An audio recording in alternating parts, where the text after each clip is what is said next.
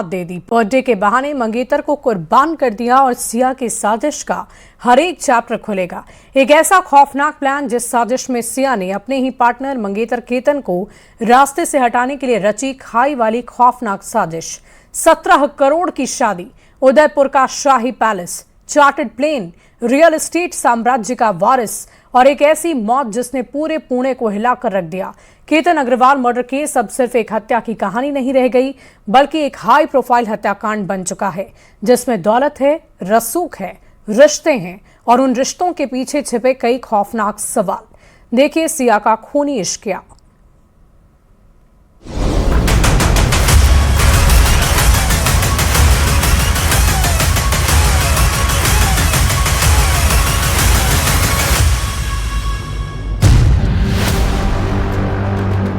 सपनों की शादी, मौत की साजिश। किसी भी बड़े शहर में जब दो रसूखदार परिवारों का रिश्ता तय होता है तो चर्चा सिर्फ शादी की नहीं होती, बल्कि उस शान और शौकत की भी होती है जो लोगों की कल्पना से परे होती है। पुणे में भी कुछ ऐसा ही होने वाला था। एक तरफ रियल एस्टेट कारोबार से जुड़ा अग्रवाल परिवार था, तो दूसरी तरफ मसाला कारोबार से पहचान रखने वाला गोयल परिवार। नवंबर में शादी होनी थी। उदयपुर के एक शाही पैलेस में समारोह की तैयारी चल रही थी। मेहमानों के लिए 2 चार्टर्ड विमान तक बुक किए जाने की चर्चा थी, लेकिन किसी ने नहीं सोचा था कि रिश्ता शादी के मंडप तक पहुंचने से पहले ही पुलिस की फाइलों में दर्ज हो जाएगा। सिया गोयल ये 20 साल की लड़की 25 साल के केतन अग्रवाल से शादी करने वाली थी। फरवरी में उनकी शादी तय हुई थी। उनकी मंगनी फरवरी में हुई थी और उसके बाद से लेकर अब तक मतलब 3 या 4 महीने में जून महीने तक 2 से 3 बार इन दोनों के जबरदस्त झगड़े हुए थे, जिसकी जानकारी केतन के पिताजी को थी। लेकिन अब शादी तय हो चुकी थी। जयपुर में बड़ा विला बुक किया गया था। 2 प्राइवेट फ्लाइट्स जो है वो बुक की गई थी डेस्टिनेशन वेडिंग के लिए। एक बड़ी बिग फैट वेडिंग होने वाली थी। 26 साल के केतन अग्रवाल अपने परिवार की कंपनी में डायरेक्टर थे। परिवार का कारोबार तेजी से बढ़ रहा था। उधर सिया गोयल भी एक प्रतिष्ठित कारोबारी परिवार से आती थी। दोनों परिवार महीनों से शादी की तैयारियों में जुटे थे। महाबलेश्वर में बर्थडे सेलिब्रेशन की योजना थी। बाली ट्रिप की चर्चा थी। लोहागढ़ किले में प्री वेडिंग शूट की तैयारी चल रही थी। बताया जाता है कि बर्थडे के लिए लग्जरी रिसोर्ट में 40 कमरे तक बुक कराए गए थे। सब कुछ किसी बॉलीवुड फिल्म जैसा लग रहा था, लेकिन पर्दे के पीछे कथित तौर पर एक दूसरी कहानी भी लिखी जा रही थी। 20 साल की सिया गोयल और उसके बॉयफ्रेंड चेतन चौधरी ने दोनों ने मिलकर एक साजिश रची, जिस साजिश के चलते केतन को इस किले पर लाया गया और पूरी तरह से एक ऐसा नाटक रचा गया जिसमें केतन किले से गिरकर खाई में गिर जाता है और उसका एक्सीडेंट हो जाता है। इस एक्सीडेंट में उसकी मौत हो जाती है। जब ये पूरा वाकया खत्म हो जाएगा, तब जब समय मिलेगा आगे, तब ये दोनों शादी मनाएंगे। ये पूरी साजिश रची गई। 18 जून 2026 पुणे का लोहागढ़ किला। शुरुआत में खबर आई कि फोटो खींचते वक्त केतन का पैर फिसला और वो खाई में गिर गए। पुलिस ने भी शुरुआती तौर पर इसे आकस्मिक मौत मानते हुए एडीआर दर्ज कर लिया, लेकिन परिवार के सवालों ने जांच की दिशा ही बदल दी। फिर मोबाइल रिकॉर्ड, लोकेशन डेटा और डिजिटल ट्रेल खंगाले गए और यहीं से उस कहानी में ट्विस्ट आया जिसने इस पूरे मामले को हाई प्रोफाइल मर्डर केस में बदल दिया। आप मेरे पीछे जो किला देख रहे हो, ये वही लोहगढ़ किला है और इसी किले के जो बीच वाला स्पॉट है, वहां से केतन 400 फीट नीचे खाई में गिरा और उसमें उसकी मौत हो गई। अब यह हादसा सिर्फ एक एक्सीडेंट नहीं, बल्कि साजिश कर, सोच समझ कर साजिश कर किया गया खून है। इस हत्या की वारदात के बाद अब पुलिस ने दोनों आरोपियों को हिरासत में ले लिया है। इस पूरे वाकये से कुछ और सामाजिक प्रश्न खड़े रहते हैं, जिसमें केवल फैमिलीज के प्रेशर में आकर ये शादी रची गई थी, केवल पैसा देखकर या फैमिली का फाइनेंशियल स्टेटस देखकर ये शादी रची गई थी? ऐसे कई सारे सवाल है।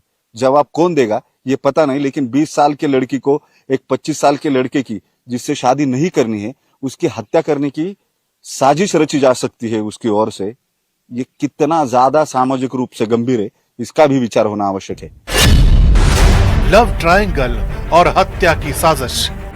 जांच में पुलिस को कथित तौर पर सिया और चेतन चौधरी के बीच रिश्तों की जानकारी मिली।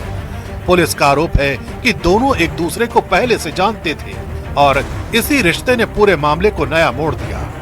पुलिस के मुताबिक सिया केतन से शादी नहीं करना चाहती थी। आरोप है कि इसी वजह से साजिश रची गई। जांच एजेंसियां अब कॉल रिकॉर्ड, चैट्स और घटना स्थल से जुड़े हर पहलू की पड़ताल कर रही है। मेरा बेटा चला गया है, इसके पूरे जिम्मेदार सिया है और उसका बॉयफ्रेंड है। मैंने सिया को सब कुछ अपने बहू के जैसे माना था, उसने बहुत बड़ा मेरे को धोखा दिया है और मेरे को बहुत झूठ बोला है। देखा जाए तो अभी बहुत सारी चीजें बातें आ रही है, बहुत झूठ बोला है उसने मेरे साथ। उसको मौत की सजा चाहिए, उसको, उसके भाई को भी, उसके बॉयफ्रेंड के भी, उसके माँ को भी, उसके बाप को भी और उसकी बुआ को भी। उसकी बुआ को तो पहले चाहिए, बुआ तो बहुत ज्यादा है, बुआ फूफा दोनों को चाहिए। आज इस केस में दो परिवारों की दुनिया बदल चुकी है। एक परिवार अपने बेटे को खो चुका है, जबकि दूसरा परिवार गंभीर सवालों के घेरे में है। अदालत ने सिया गोयल और चेतन चौधरी को पुलिस रिमांड में भेज दिया है। उधर केतन के माता पिता और पूरा परिवार फास्ट ट्रैक कोर्ट में सुनवाई और आरोपियों को कड़ी सजा देने की मांग कर रहे हैं। मेरी अपील सिर्फ सरकार से इतनी है कि किसी भी हालत में इस केस को फास्ट ट्रैक पे लिया जाए।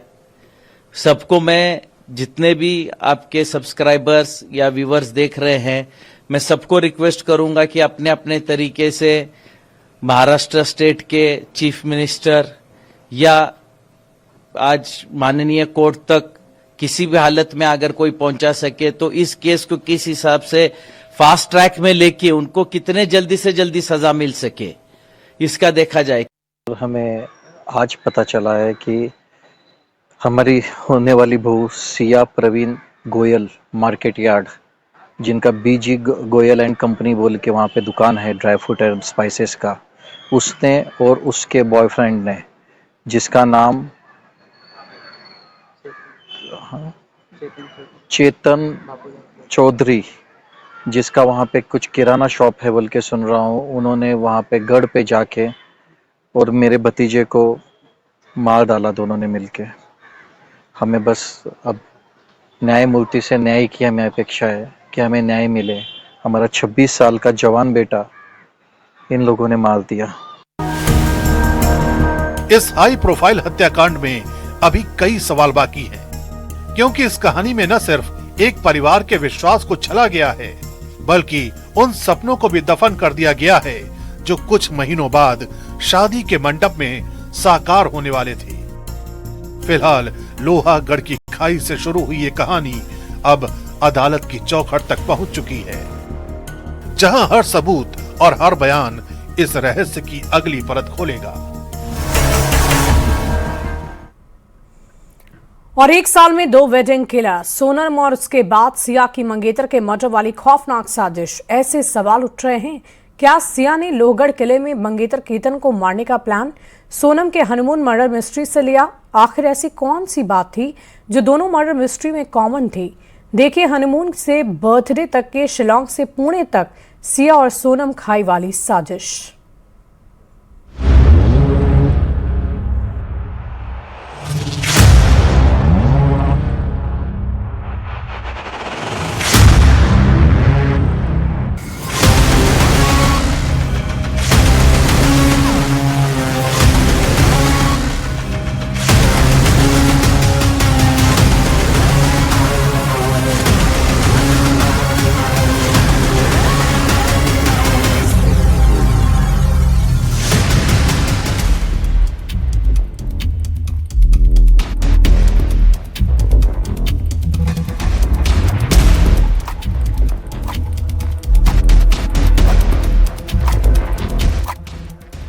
केतन की माँ पे क्या बीत रही होगी, क्योंकि मेरे ऊपर जो बीती ना वो माँ समझ सकती है। हर माँ को दर्द होता है।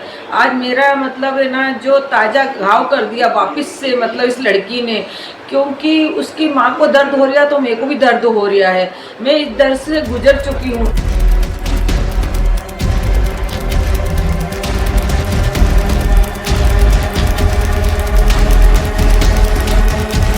राखी विशाल अग्रवाल, आज मेरा बेटा चला गया है, इसके पूरे जिम्मेदार सिया है और उसका बॉयफ्रेंड है। मैंने सिया को सब कुछ अपने बहू के जैसे माना था, उसने बहुत बड़ा मेरे को धोखा दिया है। सिया सोनम हरजाई साजिश की खाई।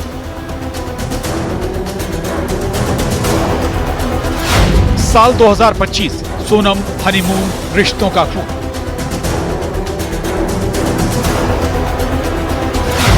एक साल बाद सिया का सोनम वाला प्लान।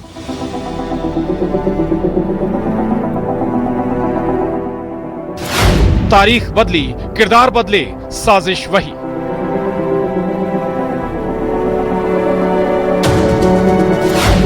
सिया सोनम बेवफा, फिर सुहाग दफा।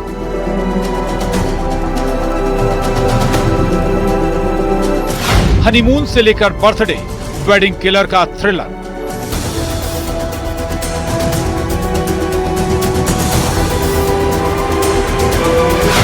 सिया सोनम तूने क्या किया? सिया की इस खूबसूरती पर, इन अदाओं पर, इस नजाकत पर, इस सादगी पर दिल हार बैठा था करोड़पति कारोबारी का बेटा केतन अग्रवाल। राजा भी तो सोनम के हुस्न, उसकी अदाओं पर दिलो जान लुटा बैठा था। अजब इत्तेफाक देखिए, सगाई के दिन पुणे की सिया ने सफेद रंग का लहंगा पहना, ठीक वैसा ही जैसे सोनम ने पहना था, और केतन और राजा रघुवंशी दोनों काले सूट में लग रहे थे राजकुमार। इत्तेफाक यहीं खत्म नहीं होता। सगाई के वक्त ना सिया गोयल के चेहरे पर शिकन है, वही मुस्कुराहट, लेकिन इस खूबसूरत चेहरे के पीछे एक खौफनाक साजिश छुपी थी। सोनम भी तो अपनी संगीत सेरेमनी से लेकर शादी तक चेहरे पर नकाब लगाए थी, हंस रही थी, मुस्कुरा रही थी। लेकिन सिया और सोनम के इन हसीन चेहरों के पीछे खौफनाक साजिश की जो कहानी आई है वो दहला रही है। अब आप सोच रहे होंगे आखिर सिया और सोनम को क्यों कंपेयर किया जा रहा है? तो यही लोग सवाल पूछ रहे हैं, क्या पुणे की सिया गोयल बन गई इंदौर की सोनम? आखिर क्यों ये दोनों मर्डर मिस्ट्री एक जैसी ही लग रही है? सोनम का हनीमून प्लान, सिया का बर्थडे ट्रैकिंग प्लान। करीब 1 साल पहले सोनम अपने पति राजा को हनीमून के बहाने शिलोंग ले गई। करीब 1000 फीट गहरी खाई में राजा की लाश मिली। कत्ल के बाद राजा की लाश को फेंक दिया गया। 2 जून 2025 को राजा की लाश मिली थी। पुणे की सिया सोनम की खाई वाली साजिश। साल बदला है, यानी 2026, लेकिन महीना वही जून का। सिया अपने मंगेतर केतन को पुणे के लोहगढ़ टूरिस्ट प्लेस पर ले गई और पुलिस का दावा कि सिया ने केतन को 350 फीट गहरी खाई से नीचे फेंक दिया। 2-3 बार आई है, एक बार तो पूजा पे आई हुई है, तो वो पूजा के हिसाब से आई थी तो अच्छे से रही हमारे साथ, और एक बार बर्थडे पे भी आई थी। 2-3 बार हमारे डिनर पे भी आई और तभी भी अच्छे से रही। हम लोग डिनर पे मिले भी। क्राइम सीन पर बॉयफ्रेंड का होना। राजा के कत्ल के बाद वीडियो सामने आया था जिसमें ट्रैकिंग के समय आरोपी राज कुशवाहा और उसकी गैंग दिखाई दी। इधर पुणे मंगेतर मर्डर मिस्ट्री में भी लोहगढ़ किले पर सिया, उसका बॉयफ्रेंड चेतन चौधरी मौजूद थे। मंगेतर केतन अग्रवाल नजर आया। सोनम पर आरोप है कि उसने हनीमून को सुहाग के मर्डर के लिए चुना, तो सिया ने अपने बर्थडे से पहले मंगेतर केतन की हत्या का प्लॉट रचा, जिस साजिश ने 2 माओं को दिया कभी ना भरने वाला जख्म। मैंने उसको फ्रेंकली बोल दिया था कि मेरे घर में ड्रिंक नहीं चलता है, मेरे घर में कोई, मेरे पार्टियां भी तेको भेजूंगी नहीं, तो भी वो ड्रिंक करने की ये हमसे छुपाई गई है। उसके माँ ने बाप ने हमसे ये बात छुपाई गई है। वो मर्डर नहीं होता, क्योंकि सोनम जमानत पे बाहर आई है ना। सोनम जमानत पे बाहर नहीं आती तो हो सकता है आज ये मर्डर नहीं होता है, क्योंकि उस लड़की ने उसके मंगेतर को मतलब शादी से पहले ही मतलब उसको हटा दिया रास्ते से, क्योंकि लड़की उनको एक को देख के एक छूट मिल रही हैगी। और देखो आज मैं एक माँ का दर्द समझ सकती हूँ। दोनों मर्डर मिस्ट्री में शादी ही प्लॉट है। राजा शादी के बाद हसीन सपने देख रहा था, जिसे चकनाचूर कर दिया सोनम ने। और 26 साल का केतन, उसकी तो शादी होने वाली थी, लेकिन दूल्हा बनता उससे पहले ही मंगेतर सिया ने मौत का सेहरा पहना दिया। दोनों ही केस में यह बात सामने आ रही है कि सिया और सोनम की शादी में रजामंदी नहीं थी। इन वारदात ने समाज को झकझोर दिया है। आखिर शादी का रिश्ता क्यों खूनी हो रहा है? केतन ने सिया से किया प्यार, क्या यही था कसूर? राजा ने किया सोनम पर दिल कुर्बान, यही था गुनाह? और कितने राजा और कितने केतन? शादी का नाम, मर्डर का प्लान क्यों? राजा और केतन भी तो किसी घर के बेटे हैं। शादी में नहीं रजामंदी तो कर देते इनकार। इनकार की जगह इंतकाम क्यों? सिया, सोनम, तूने ये क्या किया?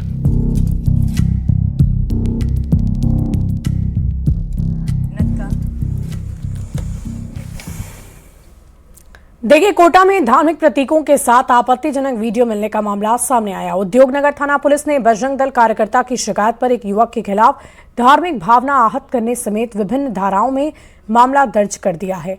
पुलिस डिजिटल साक्ष्यों की जांच में जुटी हुई है, जबकि बजरंग दल ने इस मामले की उच्च स्तरीय जांच की मांग की है। क्या है ये पूरा मामला, इस स्पेशल रिपोर्ट में आपको दिखाते हैं।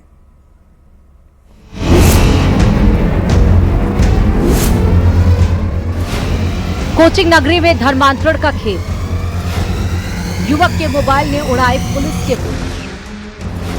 फेक आईडी से धर्मांतरण का बड़ा जाल, हिंदू युवतियों पर निशाना, चैट ने खोला राज। कोटा के उद्योगनगर थाना क्षेत्र में एक युवक के मोबाइल से हिंदू देवी देवताओं के प्रतीकों के साथ आपत्तिजनक सामग्री मिली है। बजरंग दल कार्यकर्ता योगेश रेनवाल की शिकायत पर पुलिस ने एफआईआर दर्ज कर जांच शुरू कर दी है। पुलिस के मुताबिक 15 जून को मिली इस शिकायत में मोबाइल फोन के अंदर आपत्तिजनक फोटो, वीडियो और ऑडियो रिकॉर्डिंग होने का दावा किया गया है, जिसकी तकनीकी जांच की जा रही है। शिकायतकर्ता ने आरोप लगाया कि युवक कुछ सोशल मीडिया और मैसेजिंग प्लेटफॉर्म पर सक्रिय समूहों से जुड़ा हुआ था। साथ ही धार्मिक भावनाओं को आहत करने और समाज में वैमनस्य फैलाने से जुड़ी गतिविधियों के आरोप भी लगाए गए हैं। वहीं अब इस पूरे मामले में जांच कोटा की उद्योगनगर थाना पुलिस कर रही है, जिसके साथ फिलहाल सूचना है कि मोइन खान को कोटा उद्योगनगर पुलिस ने हिरासत में ले लिया है और हिरासत में लिए जाने के साथ में उसका पूरा जो डिजिटल डाटा है उसको चेक किया जा रहा है, वेरीफाई किया जा रहा है, उसकी पूरी पड़ताल की जा रही है और वो कब से किन किन लोगों के संपर्क में था वो भी पूरी पड़ताल की जा रही है। बजरंग दल के प्रांत संयोजक योगेश रेनवाल ने आरोप लगाया कि हिंदू नाबालिग युवतियों और महिलाओं के धर्मांतरण के लिए सोशल मीडिया पर ग्रुप बनाए हुए हैं।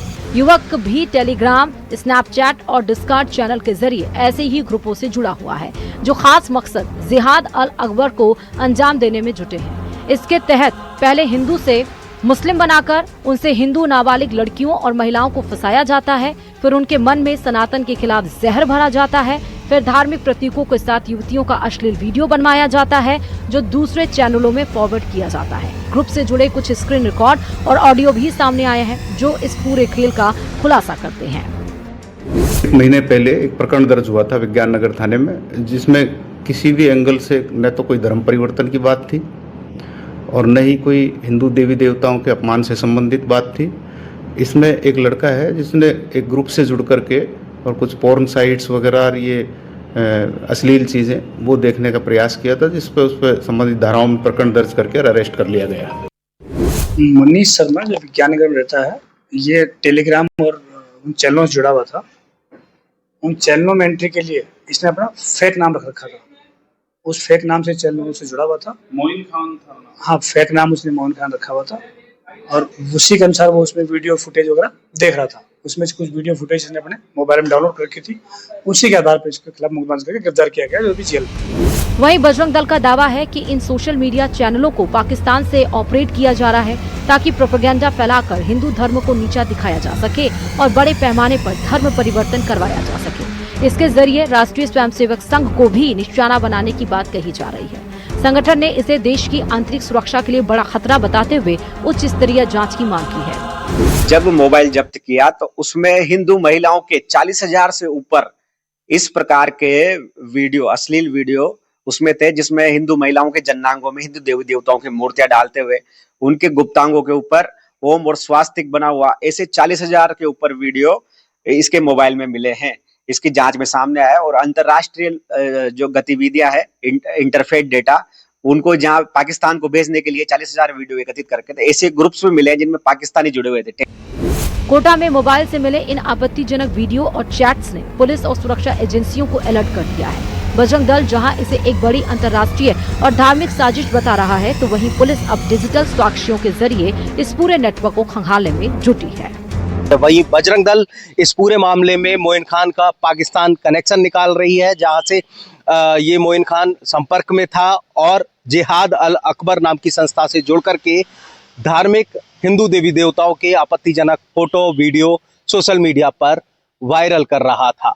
हिमांशु मित्तल, न्यूज़ 18 कोटा।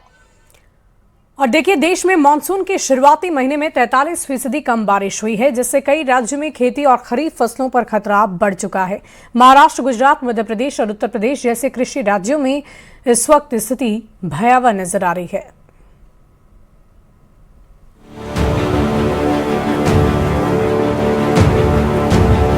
मॉनसून ने मुंबई समेत देश के कई राज्यों में दस्तक दे दी है, लेकिन अल नीनो के कारण अब तक हुई कुल बारिश सामान्य से भी करीब 43% कम हुई है, जिसके चलते खरीफ फसलों की बुआई पर सीधा असर पड़ा है।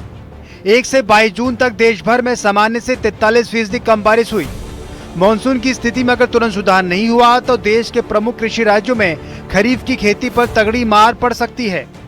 अभी तक देखा जाए तो मानसून में 42% की कमी दिखाई दे रही है। ये 1 जून से लेकर के 23 जून का डेटा है, तो 42% मानसून कम है। अगर देखा जाए तो जो लाल कलर जो आप देख रहे हैं, जैसे कि आप पंजाब हो गया, उत्तराखंड है, उत्तर प्रदेश, बिहार, पश्चिमी मध्य प्रदेश हो गया और north east India, south India, तो यहाँ पर 20 से और 59% की कमी है, और जो पीले इलाके हैं वहां पर 60% या उससे ज्यादा की कमी दिखाई दे रही है। ये तस्वीरें गोरखपुर से सामने आई हैं।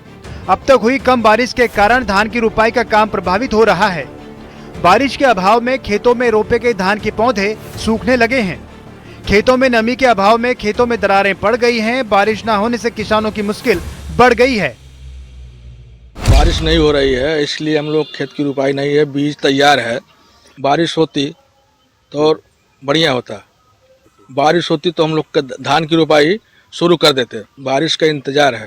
प्रचंड गर्मी से धान की फसल को बचाने का एकमात्र सहारा सिंचाई है। गर्मी अधिक पड़ने के कारण धान के पौधे की उगने की गति बहुत धीमी हो रही है। बारिश नहीं हो रहा, क्या इससे मतलब पौधे कमजोर होंगे? हाँ, पौधे भी कमजोर होंगे, उनका बढ़वार भी जितना चाहिए उतना नहीं हो रहा है, और अधिक गर्मी के कारण बीमारी भी लग सकती है। केंद्र सरकार के मुताबिक देश के 315 जिलों में सामान्य से अब तक कम बारिश हुई है।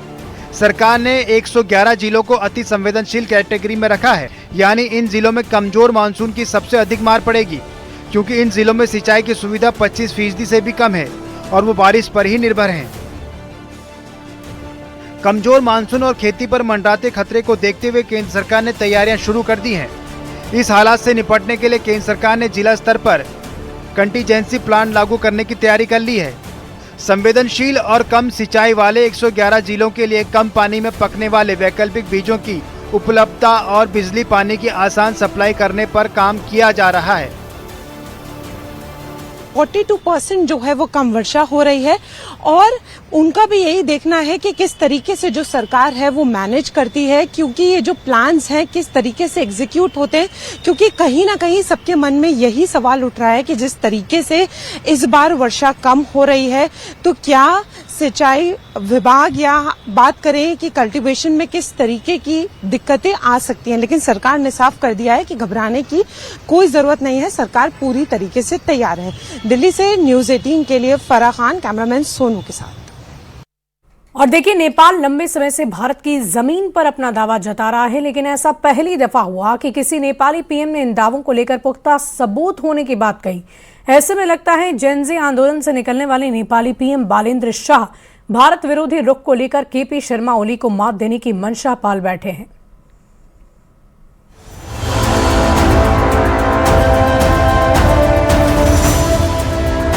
नेपाल लंबे समय से भारत के गूंजी, नावी और कुटी गांव पर दावा जताता रहा है। केपी ओली सरकार ने तीनों गांव को नेपाल के राजनीतिक नक्शे में भी शामिल किया था। भले ही दोनों मुल्कों के बीच सीमा विवाद लंबे समय से चल रहा हो, लेकिन 2020 में लिपुलेख दर्रे को जोड़ने वाली रोड बनने के बाद ये मुद्दा लगातार तूल पकड़ता रहा। बॉर्डर के तीनों गांव में भारत के लोग सदियों से रहते आए हैं।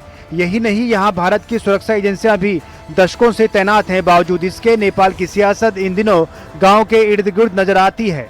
बालेन शाह के पीएम बनने के बाद जहां भारत के बॉर्डर गांव पर अपना दावा जताया था, वहीं अब इन दावों को लेकर पुख्ता सबूत होने की बात भी कही जा रही है।